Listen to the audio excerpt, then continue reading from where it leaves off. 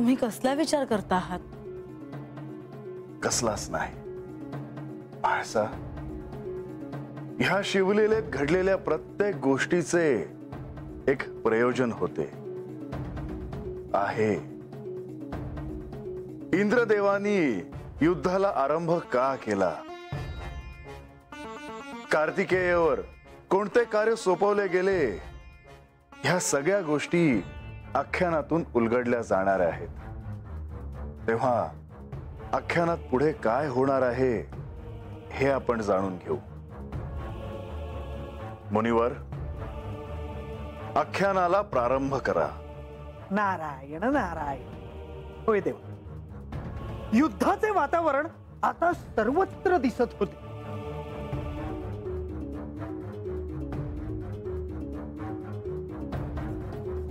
देव आणि दैत्य यांच्यात होणाऱ्या युद्धात आता काय होणार हे जाणून घेण्यासाठी सारी सृष्टी आतुर होती।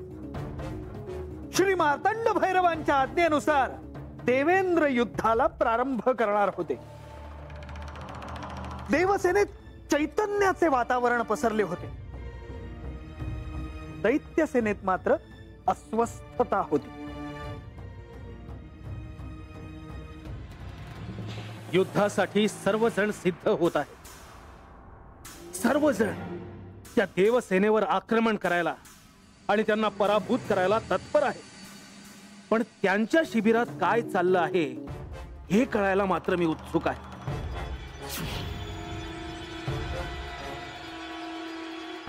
त्या देवांची रणनीती नक्की काय आहे हे कळायला हवं। आता दैत्यांना त्यांचा प्रतिशोध घेण्याची संधी मिळाली आहे। या निकुंभला कधीही इतकी प्रतीक्षा करायला लावली नव्हती कोणी। माझ्या हेरांना का इतका वेळ लागतो आहे यायला? युवराज निकुंभ,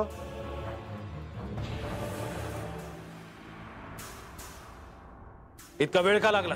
क्षमा असावी युवराज, पण देवसेनेच्या शिबिरामध्ये काही हालचाली सुरू होत्या, त्यामुळे वार्ता मिळवण्यासाठी बराच विलंब लागला। ती वार्ता ऐकण्यासाठी मी अधीर झालो आहे। सांग युवराज, देवसेनेकडून देवेंद्र युद्धासाठी प्रारंभ करणार आहेत अशी वार्ता आहे। ये तू।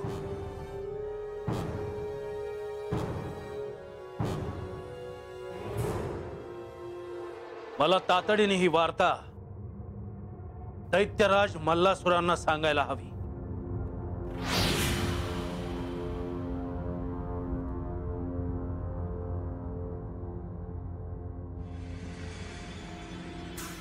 काय चालू असेल त्या देवांच्या शिबिरात? अजूनही निकुंभच्या हेरांकडून कोणतीही वार्ता कशी आली नाही? इतका वेळ का लागत असेल? युद्धाला कोण प्रारंभ करणार हे ठरवण्यात इतका वेळ त्यांना का लागतोय?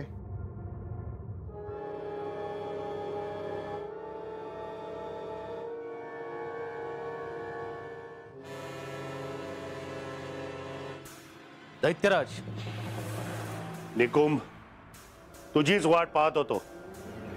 तुझ्या हेरांनी अजूनही काही वार्ता आणली नाही का? तेच सांगायला आलो आहे मी दैत्यराज। काय वार्ता आणली आहे त्यांनी? त्या देवांकडून इंद्र युद्धाला प्रारंभ करणार असल्याची वार्ता माझ्यापर्यंत पोहोचली आहे। काय? तो इंद्र, तो या युद्धाला प्रारंभ करणार आहे? होय दैत्यराज। त्या इंद्राचा धाडस अधिकच वाढू लागला आहे, त्याला योग्य तो धडा शिकवायला हवा। इंद्र युद्धाला प्रारंभ करणार याचे मला देखील आश्चर्य वाटते आहे। नक्कीच यामागे काहीतरी निराळं प्रयोजन असणार। आणि ते काय? ते काय हे आता नाही सांगता येणार, पण त्याआधी त्या इंद्राला शासन केलं पाहिजे, नाहीतर जो इंद्र आपला दास होता त्याचा आत्मविश्वास बळावेल। हो, आपणही आपले डावपेच आखायला हवे। हो बंधू, मी हे काय ऐकतोय? ही वार्ता तुझ्यापर्यंत पोहोचली असेल असं मला वाटलंच होतं। त्या इंद्राचं धाडस तर बघ, अरे आपल्याला आव्हान द्यायला सिद्ध झालाय तो। म्हणी आता त्याला शासन करायलाच हवं। हा आत्ता असा जातो आणि त्याला पराभूत करून आपल्या कारागृहात डांबून ठेवतो। नाही म्हणी, पण का बंधू? त्याला शासन करण्याकरता तुला युद्धभूमीवर जायची गरज नाही. अगदी योग्य बोललात दैत्यराज. त्या इंद्राला शासन करण्यासाठी तुम्हा दोघांपैकी कोणीही युद्धभूमीवर जायची काहीच आवश्यकता नाही.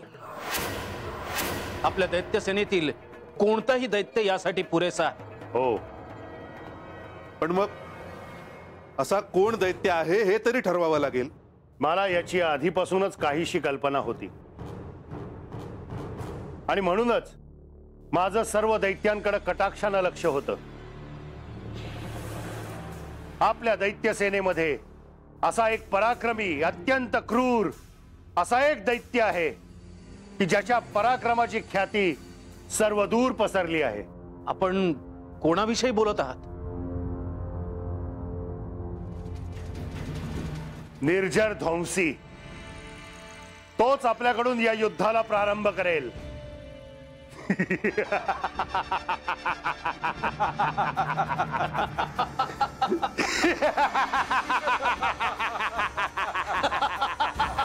निर्जर ध्वंसी. नारायण नारायण. तर निर्जर ध्वंसी हे नाव ऐकल्यावर मणीच्या चेहऱ्यावरचा आनंद जणू ओसंडून वाहू लागला होता. निकुंभही आनंदी दिसू लागला होता, कारण दैत्य सेनेकडून युद्धाला अतिशय योग्य असा दैत्य मल्लासुराने निवडला होता आणि तो दैत्य म्हणजे निर्जर ध्वंसी. निर्जर ध्वंसीच्या पराक्रमाबद्दल दैत्य सेनेला माहिती होती. त्याच्या शौर्याच्या अनेक कथा आजवर दैत्य कुळाने ऐकल्या होत्या. अनेक मोठ्या युद्धांमध्ये निर्जर ध्वंसीने दैत्य कुळाला विजय मिळवून दिला होता. देवसेनेला जेव्हा हे कळेल तेव्हा ते निश्चितच भयभीत होतील याची मल्लासुराला खात्री होती. निर्जर ध्वंसी, निर्जर ध्वंसी, निर्जर ध्वंसी हे नाव जणू दैत्य कुळातील प्रत्येक दैत्याच्या मनात होते.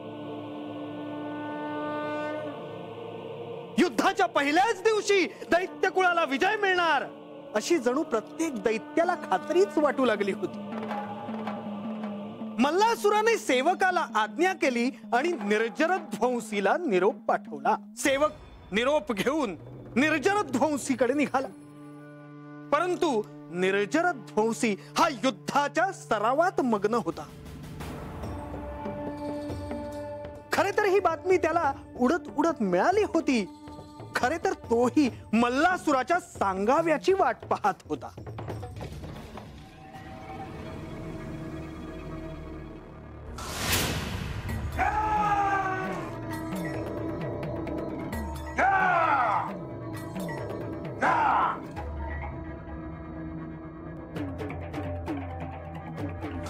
माझ्या कानावर जी वार्ता पडली आहे ती सत्य आहे की असत्य हे मला तोवर कळणार नाही जोवर दैत्यसुरांचा निरोप मला येणार नाही.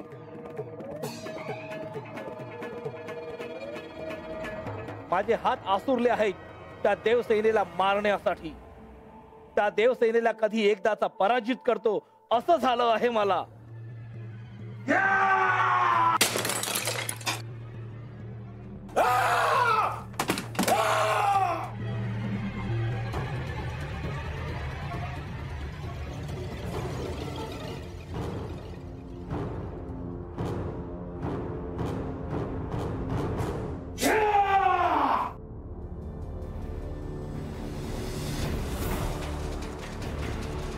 साऱ्या दैत्य कुळामध्ये ही वार्ता आहे.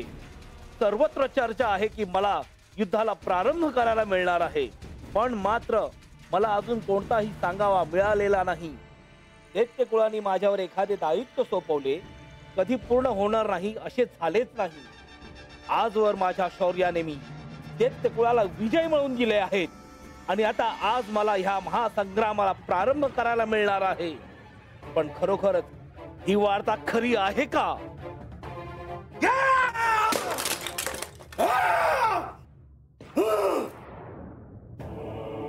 का होता एवढा उशीर निरोप याला? प्रणाम. तू नक्कीच माझ्यासाठी निरोप घेऊन आलायस. हो ना, बोल. हो सत्य आहे. मी आपल्याला दैत्यराजाचा निरोप घेऊन आलोय. ज्या क्षणाची मी प्रतीक्षा करत होतो तो क्षण आला. जाऊन त्यांना सांग मी त्वरित त्यांना भेटायला येत आहे.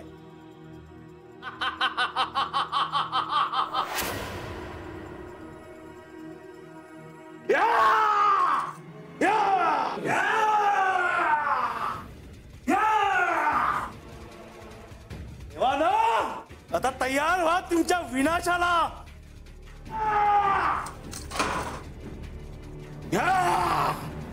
ह्या युद्धाला मी प्रारंभ करणार आहे. या पराक्रमाचा साऱ्या त्रिखंडाला माहिती आहे. मी आता तुमचा पराजय करून युद्धाच्या पहिल्या दिवशी दैत्य कुळाला विजय मिळवून देणार.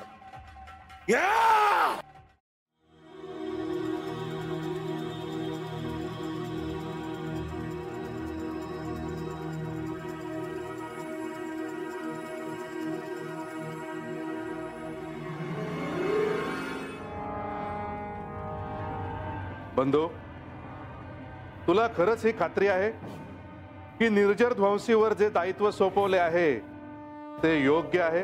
तू निश्चिंत राहा मणी. माझ्या निवडीवर पूर्ण विश्वास आहे. निर्जर ध्वंसी सारखा पराक्रमी योद्धा दैत्य कुळात आहे याचा सगळ्यांनाच अभिमान आहे.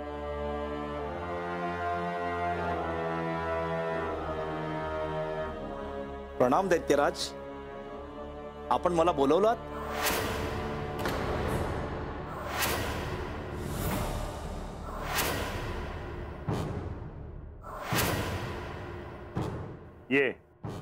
ये निर्जर ध्वंसी, ये. तुझं स्वागत आहे. एव्हा मी तुला इथं का बोलवलंय याची कल्पना तुला आली असेलच. हो दैत्यराज, माझ्यापर्यंत वार्ता पोचली, पण सत्य जाणून घेण्याची उत्सुकता माझ्यात होती. सत्य हेच की या युद्धाची सुरुवात तुझ्यासारखा महापराक्रमी योद्धा करणार आहे आणि तू तुझ्या पराक्रमानं देव सेनेला नामोहरम करून पहिला दिवस दैत्य कुळाच्या पारड्यात टाकणार आहेस. आपण माझ्यावरती इतके मोठे दायित्व सोपवत आहात ते पूर्ण करण्याचा माझा प्रयत्न असेल. होय निर्जर ध्वंसी, तुझ्यावर खरंच खूप मोठं दायित्व आहे. युद्धाच्या पहिल्याच दिवशी जर देवांना पराभवाची चाहूल लागली तर त्यांना हरवणं कठीण नसेल.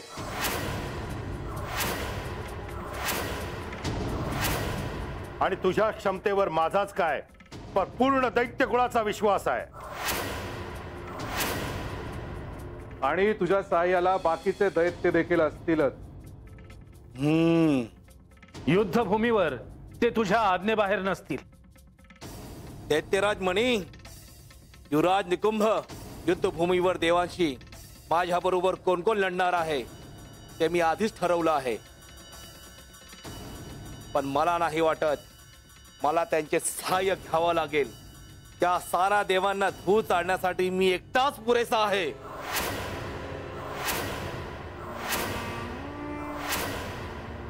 मला तुझ्याकडून हीच अपेक्षा होती.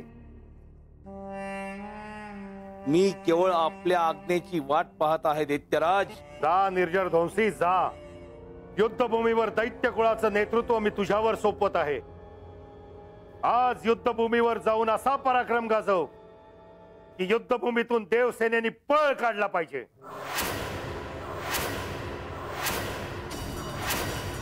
विजय होऊनच परत ये निर्जर ध्वंसी. होय दैत्यराज, दैत्य कुळाचा विजय असो.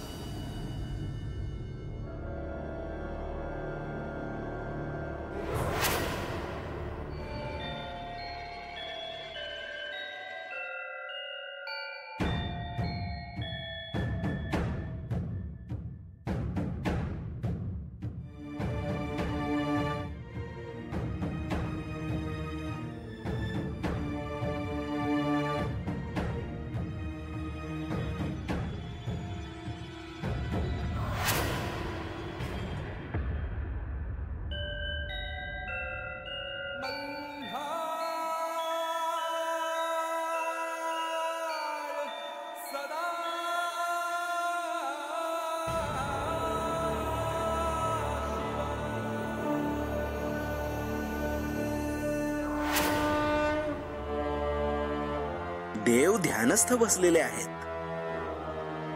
त्यांचे ध्यान भंग करणे उचित नाही. नंदी,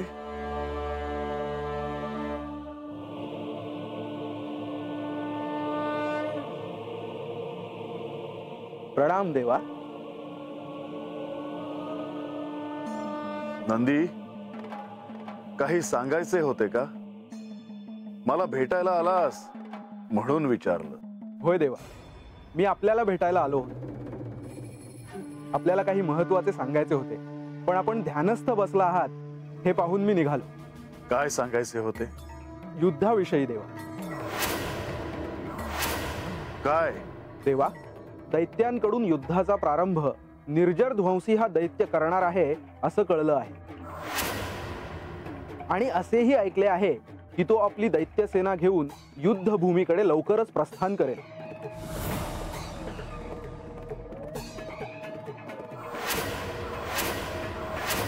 नंदी, सर्व देवसेनेला युद्धासाठी सज्ज व्हायला सांग. आता तो क्षण समीप आला आहे. आता युद्धाला प्रारंभ होणार आहे.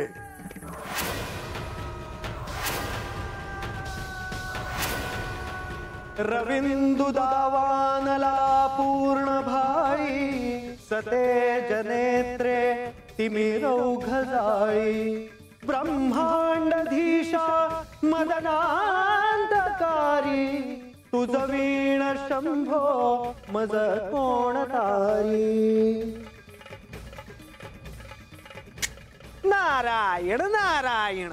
तर कृतयुगात मणी आणि मल्ल यांच्या कृत्याबद्दल त्यांना शासन करण्यासाठी श्री महादेवांना श्री मार्तंड भैरवांचा अवतार धारण करावा लागला. त्यांनी हा अवतार घेतला आणि मणी आणि मल्लांविरुद्ध युद्ध पुकारले. श्री मार्तंड भैरवांच्या आज्ञेनुसार सर्व देवसेना कैलासात एकत्र जमली आणि पुष्पक विमानातून सर्व देवसेनेने श्री मार्तंड भैरवांच्या आज्ञेनुसार प्रस्थान केले. मल्लासुराच्या मल्हारपुरा नजीक देवसेनेने आपले शिबिर उभारले आणि युद्धाच्या क्षणाची ते आतुरतेने वाट पाहू लागले. नारायण नारायण. तर भक्तजन हो, तुम्ही आता असे म्हणाल की हे सर्व तुम्हाला आख्यानातून याआधी कळले आहे, तरीही हे मी सगळं का सांगतो आहे? तर यालाही एक कारण आहे. आणि ते कारण म्हणजे ज्या युद्धासाठी सारे जण आतुर होते, ही सृष्टी ज्या महासंग्रामाची प्रतीक्षा करत होती, त्या महासंग्रामाला आता प्रारंभ होणार होता. युद्धाचा तो पहिला दिवस होता.